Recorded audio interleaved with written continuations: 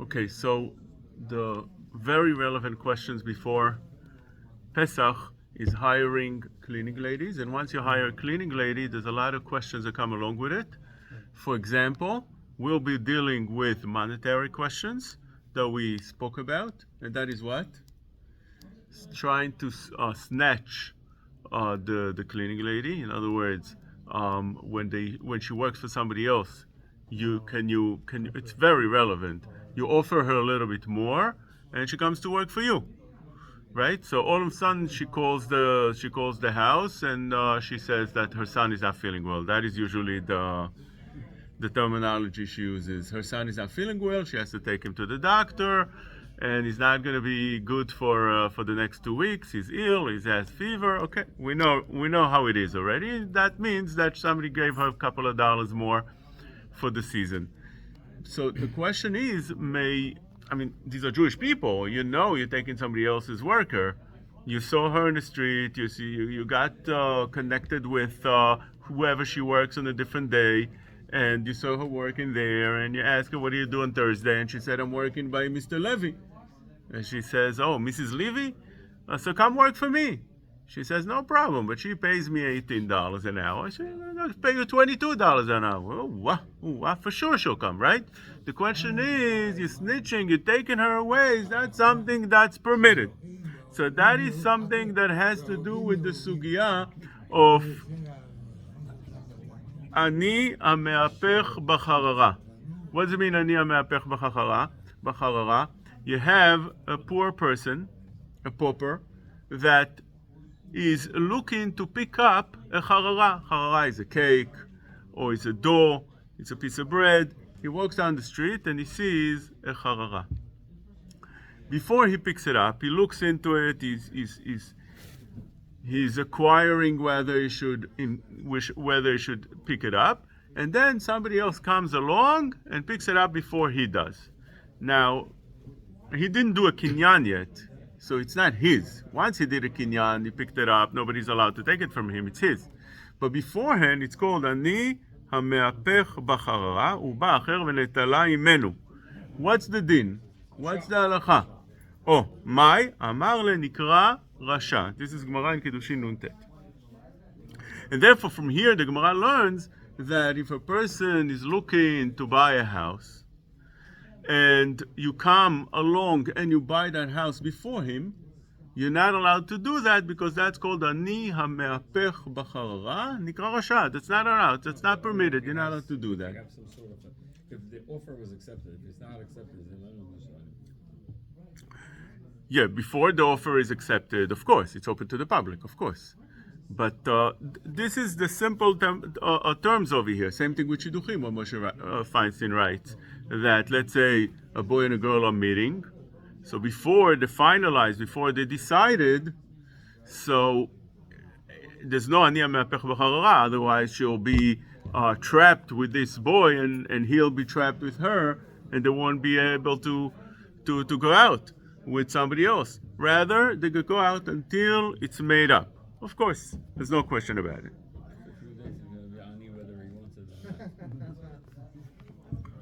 Okay, so this is the Gemara over here. Now, the Minchat Yitzchak writes the same idea would be as we have the din of Me'apech B'chara, also by cleaning lady. Where do we see that it's not only acquiring land or acquiring a piece of dough, in other words, materialistic things, but also we're dealing with hiring? This we see in Tosfot. Tosfot over here deals with, in the end of the Tosfot, the long Tosfot of Ani Me'apech B'chara, he's dealing with a Rebbe. A Rebbe that teaches by somebody's house. He's teaching a kid. Are you allowed to go to that Rebbe and ask him to come to teach your boy? You see that he teaches by Mr. Levy. And you say, you know what, why don't you come to teach by me? I'll pay you a little bit more. Are you permitted to do that? And another scenario is that the Rebbe himself needs a job, so he knows that there's Mr. Levy that has a Rebbe that teaches his kid. So he goes and he offers services to Mr. Levy. He says, why don't you take me? I'm very, very good. and I'm very experienced. But he said, I have already somebody. He says, oh, try me out. I can do extra hours for him, and so on and so forth. So is that permitted? Over here we come to a machloket Rashi and Tosfot.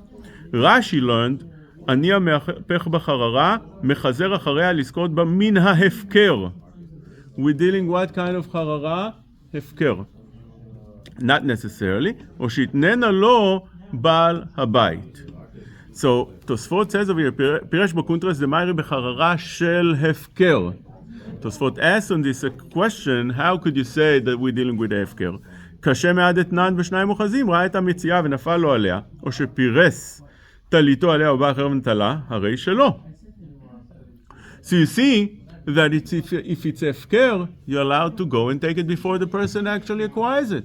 Before he takes it, you're allowed. You see that he goes to grab that hefker, and you come and you grab it before him.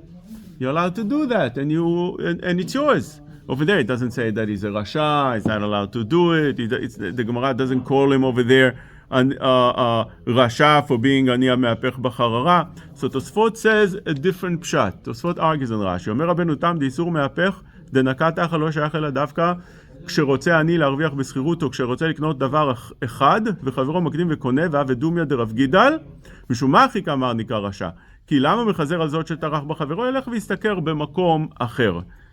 In other words, we're dealing with things that you could find other places. You want to buy a house, go and buy, if there is such in the market such a house. So you need to buy a house, let's say in a certain area, go and bother and buy a house in a different block. He doesn't have to be here. And same thing with anything else that you could bother and buy somewhere else. So why is it that you're taking it away from him? He's already dealing with it. Don't take it away from him, but rather bother yourself and go and find it somewhere else. But if we're dealing with a hefker, says Tosfot, that halacha does not apply, because hefker, you can't find it any other place.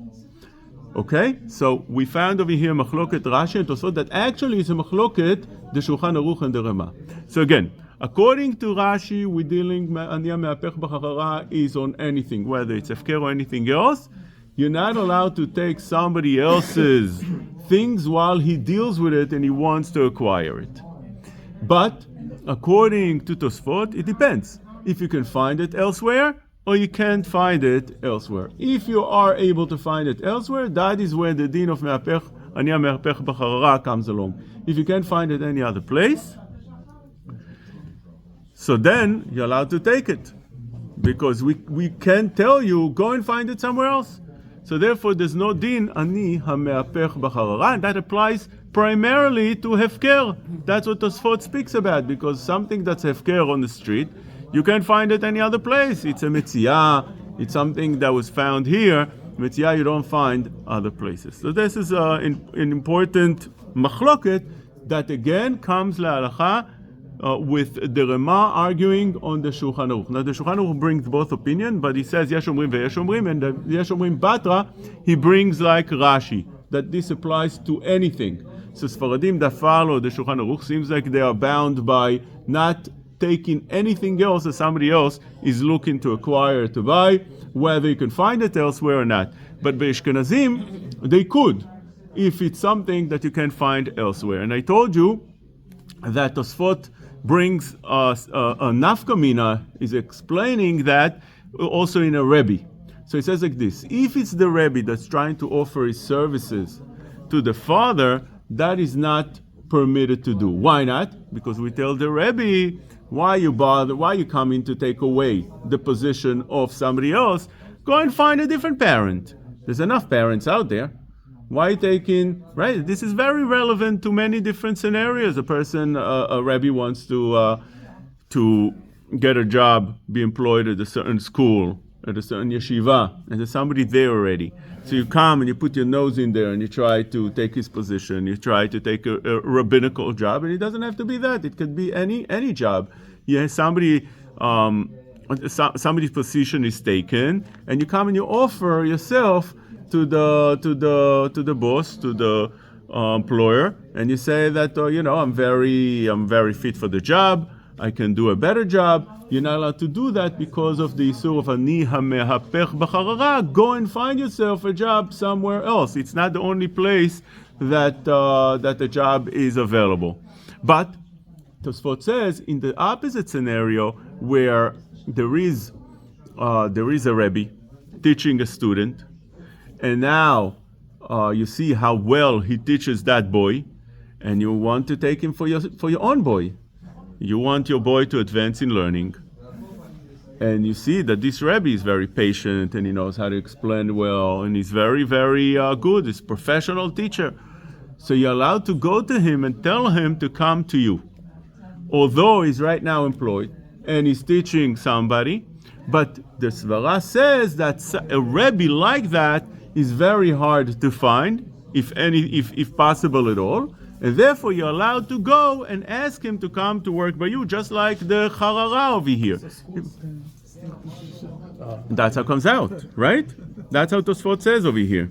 Let's see inside. מכאן נראה לרב יצחק שאסור למלמד להזכיר עצמו לבעל הבית שיש לו מלמד אחר בביתו, כל זמן שהמלמד בביתו, שמאחר שהוא שכיר שם, ילך המלמד במקום אחר, להסתכל שם. Go somewhere else. If the Rebbe teaches somewhere, don't go and take his job, because you can find a job somewhere else. It's hard But to find a job. A lot of times it's hard. okay, so it could be that that's an nafkamina. Let's see. On the opposite scenario, אבל אם שכר בעל הבית מלמד אחד, a certain father took a student to teach his boy, a Rebbe to teach his boy, יכול בעל הבית אחר לזכור אותו מלמד עצמו. A different בעל הבית, a different father can go to the Rebbe, ואינו יכול לומר לו בעל הבית, לך וזכור מלמד אחר. The בעל הבית, the father of the first student, can tell the second father, go and find a different Rebbe. Why? דנאמר אין רצוני אלא לזה, שהרי כמדומה לי שזה ילמוד בני יפה ממלמד אחר. It could be, my son is going to learn better with this Rebbe, and therefore I want this Rebbe. So that's very, this idea is nafkamina for many different scenarios. Says the Minchat Yitzchak that it's nafkamina also for a cleaning lady before Pesach. Not necessarily before Pesach, any cleaning lady, right? That's what we're talking about. Yes, schools. In other words, like this: if a cleaning lady can do a job that others can't do, some cleaning ladies are very like surface. Some are really thorough. See, so people know that it's very, very hard to find such a cleaning lady. But if you do find one, you want to try to take her. Can you offer more? According to this Rema that says, right, the Rema holds that if it's a hefker like Tosfot, if it's a dvar hefker that you can't find elsewhere, you're allowed to offer more and take it away from the first person, and there's no isur of ani me'apech b'charara. Same thing with that cleaning lady. Or says the Minchat Yitzchak, if it's very hard to find a cleaning lady, that comes to your question. If it's very hard to find, indeed, if you bother yourself and you go and you try and you see that you can't find, could be that goes into that case, that scenario. So this is the case of cleaning lady that's not possible to find elsewhere, especially before Pesach. It's not possible to find. It's very, very hard. If at all, it's just they're all taken. There's much more demand than supply, and they're willing to pay her much more. And they know that. And also, by the way, so according to the Ramai, it would be permitted. According to Shulchan Aruch, would not be permitted. But it's definitely not moral. It's not right. Now you might ask the question: the whole halacha over here is based on morality.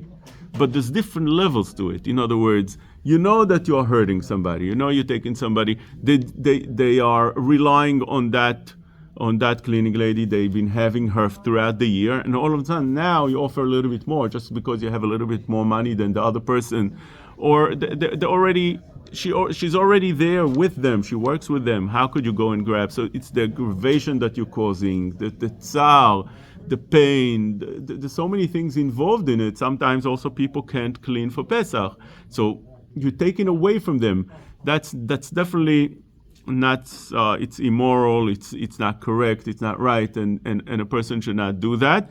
And one should really think about what Hashem wants you to do before Pesach. Is it more important that you should mamash like scrub your house all over with a cleaning lady that you took away from somebody else, even if halacha permits it? But is that what Hashem wants, or you rather that you should not cause other pain and try to do your best by yourself? So we see that this is the way it would apply halacha lema'aseh, though, that according to the Shulchan Aruch it would not be permitted, and according to the Rama it would be permitted. Now we spoke about the idea of ma'arufya. Ma'arufya, in a case that you have somebody that's working with you. The Rama brings down, this is something that's brought down in the poskim, something that's called ma'arufya. Ma'arufya means milashon ya'arof kamatar likri. Ya'arof is like a rain.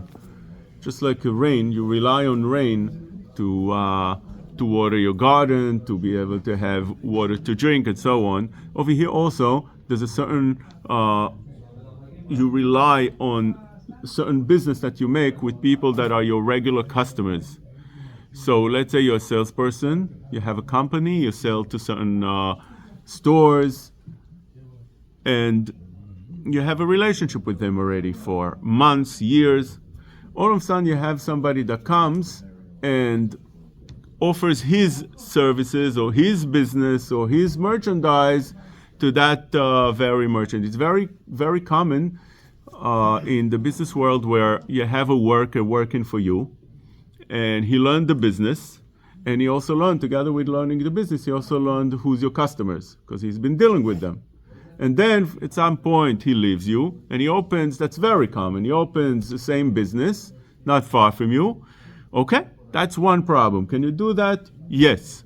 But on the same token, he goes and he takes your customers as well. That you can't do. That's called ma'arufya.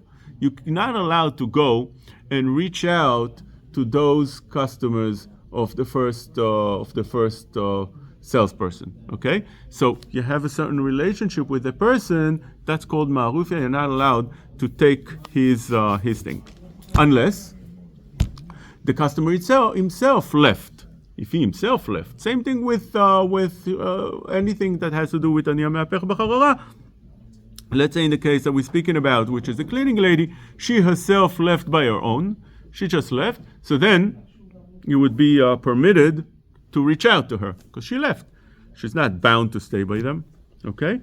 So, another question that came to the Bet Torah many times. These are questions that came many times, especially before Pesach.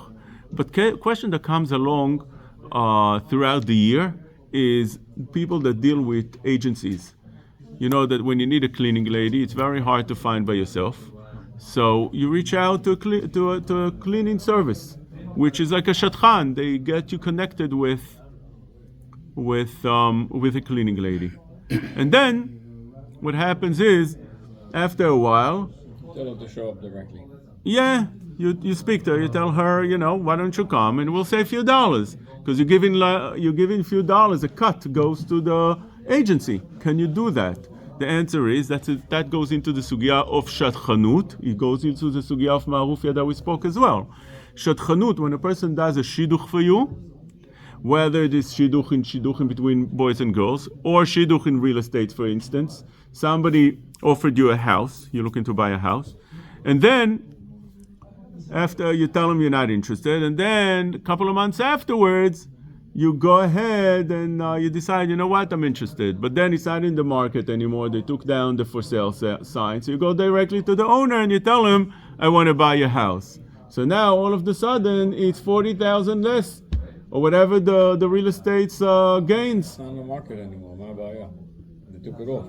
It's like Right. So that's called shatchanut. In other words, they find you that property. You would not find this property yourself. They find you, they offered that property, they found you, they showed you the property, and now you're bound to them, you have to give them shatchanut. Now sometimes you don't have to give the full shatchanut, but you have to give definitely a certain amount of shatchanut. It also depends. When do you not have to give the full? For example, let's say that the shatchan just offered it and then